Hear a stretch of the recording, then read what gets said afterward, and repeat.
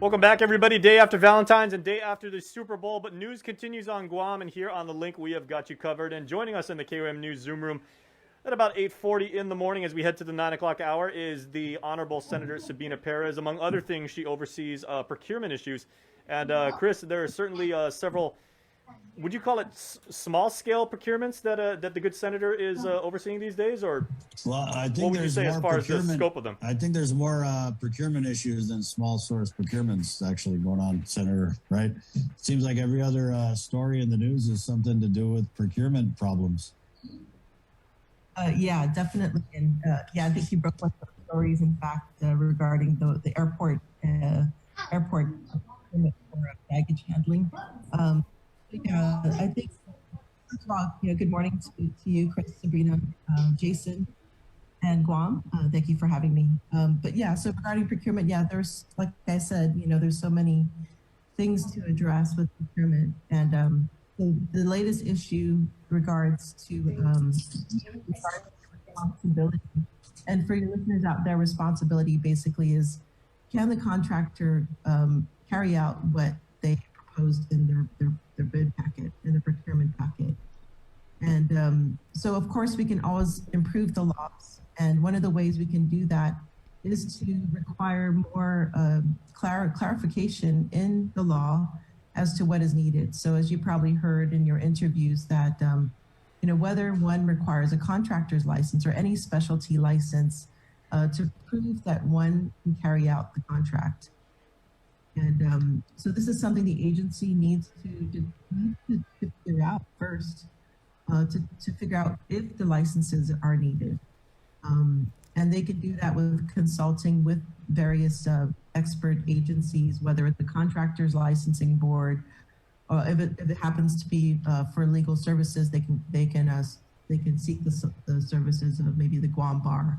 So this is something that we as a government can assist in preventing protests, but obviously responsibility is one of those things that is more of a judgment call.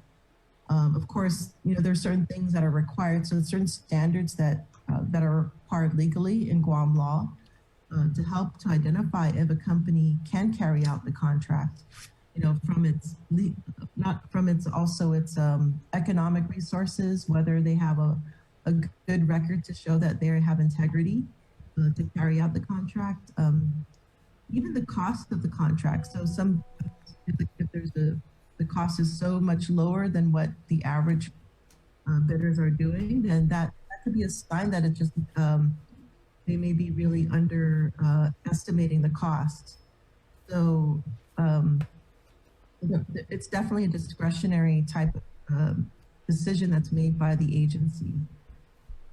So this is something, again, that we can help to address, but of course we can't, because it's a judgment call, we can't omit all areas of protest or indecision and clarity, or lack of clarification. But I think we can help for sure. Senator, so are you basically talking about responsibility? Maybe you could just layman's terms it away for us. But so if I have a company and I bid on a project, even though I might not be able to, financially or I guess just with whatever inventory of equipment I have under my business, like let's say I can't do that bid on my own, but I could subcontract it to someone else, right? But then I get all the money and then I pay them a little, bit on the side. Is that kind of what you're talking about? Yeah, so there's two ways you can do it. Basically, you can have already that in-house. You can have all the expertise, financial resources already in-house, or you can show that you can obtain those resources. So yes, there's two ways to go about it.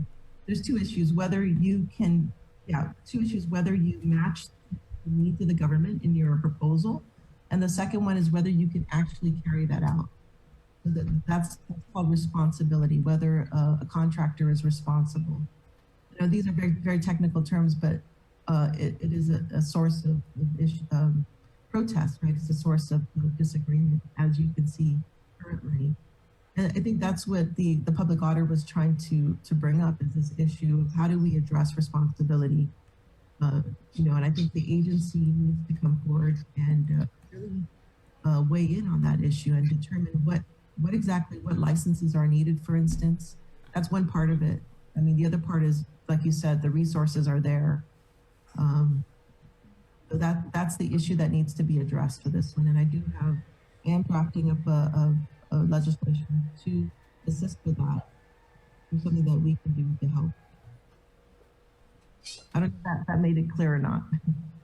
Yeah, that helped a little bit. Senator, I can, when they divvied out the committees in the 36th Guam legislature and you got procurement, I'm just kind of thinking out loud here. Did you have any idea that it would be such the hot button issue that it is? Because it just seems like we said, and coming into the interview, just during this pandemic, I mean, from the procurement of the quarantine hotels to emergency golf carts to this whole JMI Edison thing. I mean, it's just been consistently problematic. Yeah, actually, I selected it myself because I wanted to help out procurement. I came from Sanchez, and the issues with procurement there, and only to find that it's a huge problem. There's a lot of components to it. So yeah, of course, I didn't know what to expect, but it's something that needed to be addressed so that we can get the services. And this is one of the things we're not clear in law.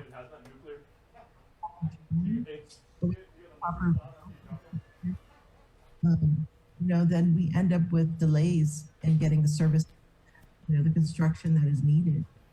So it's a multifactorial problem, and it has to be addressed in all these different ways. Whether it's change of law, change of administration. And I've always kind of, I brought up the recommendation that we really need to develop the SOPs and the training. I think that can really address a lot of the issues. And I'm really requires planned procurement. I don't think we were before, prior to this, my term, but the fact that they are going to require it during the budget process. I think that's so important that these agencies start developing, their proposals early on rather than later, because otherwise, the services are not being provided that are needed. And the other thing is that we leave money on the table. There's a potential to leave federal dollars on the table, and we need those dollars to help assist with many of the services that we're providing.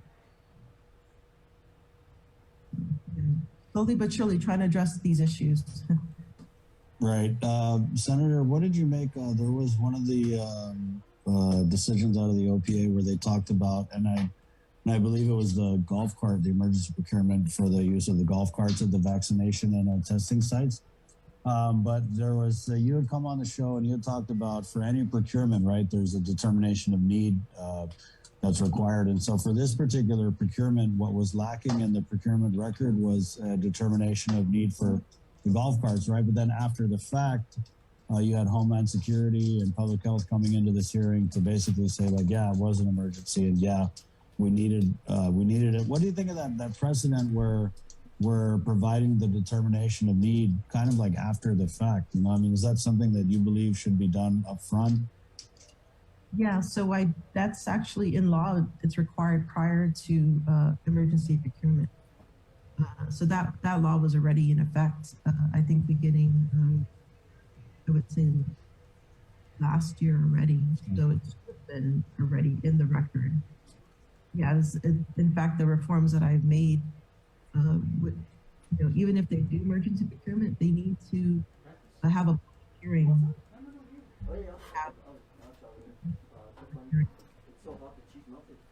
Having emergency procurement. Really, it's about getting these agents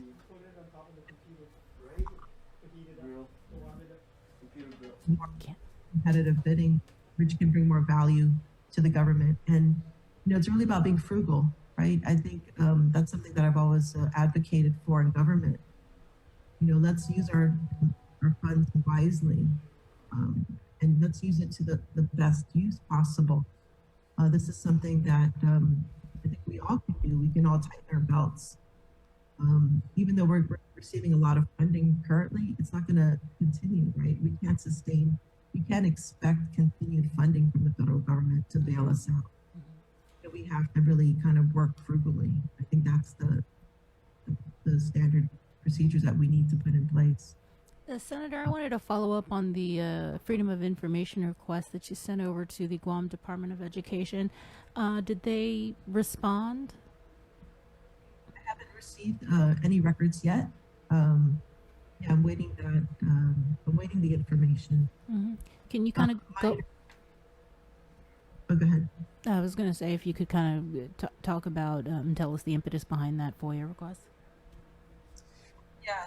So part of it is just being able to see. Well, part of it is with the HEPA filters and such. I know in some of the conversations that I had with DOE is that they were looking at purchasing air conditioners with that filtration system. Of course, I'm not looking for any kind of active solicitations, but this would be kind of like a gauge to see how they are using that money to purchase these air conditions.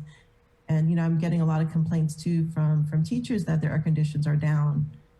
And so, what was in that procurement, really, could better, might have affected the way that they're, first of all, maintaining those air conditions. But it's my understanding that they are trying to re-solicit the air conditions, or they're putting out a package for air conditions in collaboration with GPA. So GPA is helping them to create these bid packages. And I think one of the things they're looking at is reducing their energy consumption. So again, the more that we can reduce that, we can direct those funds to much more needed uses in Mm-hmm. I don't know if I answered that question. Yeah, it just seems like there's been a few protests involving the Guam Department of Education. Like you mentioned, there's a protest for the HEPA. There's a protest for cafeteria tables, and then you saw the recent one that the OPA had dismissed. Yes, so you have to take a look at that. I haven't looked at the. What about the financial management system? That was under the emergency procurement. Have you heard any movement on that? Because it's been quite a while. Yeah, I haven't heard about that. I know they released it around Thanksgiving last year. So yeah, usually the way RFPs, they look for the highest, best qualified vendor, and then they negotiate with them. So, and then if the negotiations don't work out, they look for the next ranked, second ranked, and they move down the list. So I haven't heard anything. I'm sure they can't release any information this time because it's an active bid or active proposal. But from what I heard from Director Byrd, it's definitely a long overdue. The system that we have is really outdated. Yeah. And if this is what's going to improve procurement, so part of improving procurement is the technical side of things, or the technological side. Something that the federal government has is, qualified or prospective contractors can basically sign up online and notifications automatically. I think this would go a long way in helping out with, increasing competition with any vendor out there who's interested in getting contracts with the government. Senator, does this because I want to say it wasn't. I mean, the emergency declaration for this procurement, wasn't it done in November of 2020, or was it 21? For the FMIS, or yeah, the financial management system, because it's we've been talking about this for a long time. Yeah, I think it came a little later. I have to go back and look at my Right, but there was an emergency. There was something in an executive order that basically declared an emergency, right? But I don't know. I think it was farther back than November last year for the executive order. But anyway, the point I'm trying to make is, at one point, is this not an emergency? I mean, if we're getting by with this FSM that we're currently using and we're doing it, up to a year, maybe even more after the emergency was declared for its procurement, I mean, is it really an emergency anymore? Yeah, and you bring up a good point. So how do we, we're always going to use emergency procurement because we're an emergency, a public health emergency. And, my take is try to get competitive bids to the full, to the extent possible. We shouldn't rely on emergency procurement just because we are the public health emergency. And I agree with that point. We know we're going to have COVID around, why don't we try to get competitive for any kind of, supplies that are needed, whether it's or other things. I think the more that we can get the best value, for what we're, best value, let's do it. I think we need to be more frugally minded. I think that's, I've overstated it, but I think that's what we would like to advocate for. That's what we like to advocate for.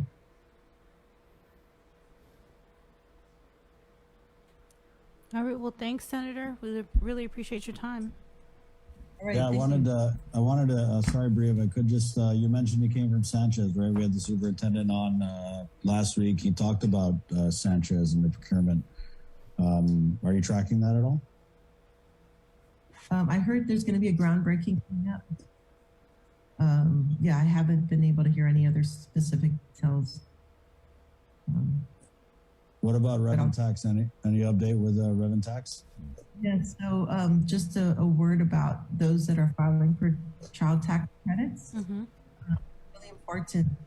There's one question in there. Of course, you want to see a tax preparer, of course, but there's a question in there that asks if you've been living on, follow the US forms. It's going to ask if you have lived in Puerto Rico for 6 months or greater. And note that when they say US, they also mean Guam. So if you don't check that box, you might end up getting less refund. So for those, very important to check with the DRT if you have any questions, for sure.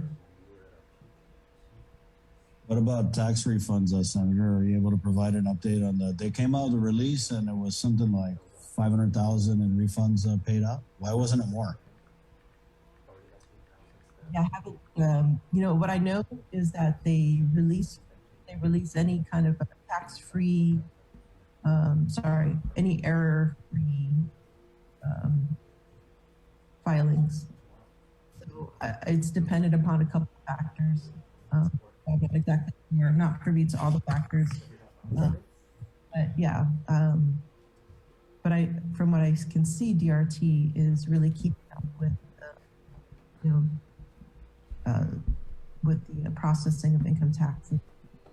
Tax filing. Thank you, Senator. All right, thank you. Thank you so much, Chris. Thank you. Okay. Have a great day. You too. Right on.